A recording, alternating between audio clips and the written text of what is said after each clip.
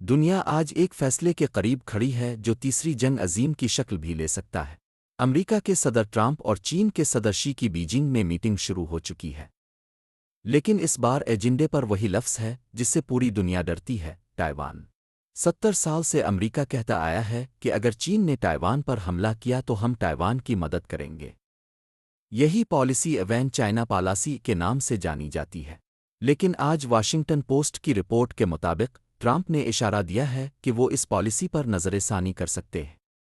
وجہ: چین کا دباؤ اور امریکہ میں گھریلو معاشی مسائل۔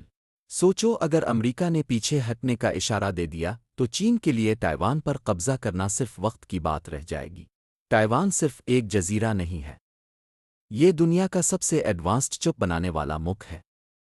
اگر یہ چین کے ہاتھ چلا گیا تو دنیا کی پوری ٹیکنالوجی انڈسٹری ہل جائے گی۔ آئی فون سے لے کر کاروں تک سب کچھ رک جائے گا۔ اب سوال یہ ہے، کیا ٹرمپ واقعی ڈیل کے لیے تائیوان کو قربان کر دیں گے؟ آئیے صرف چین کو دبانے کی ایک پولیٹیکل گیم ہے۔ اگلے 48 گھنٹے دنیا کا مستقبل طے کریں گے۔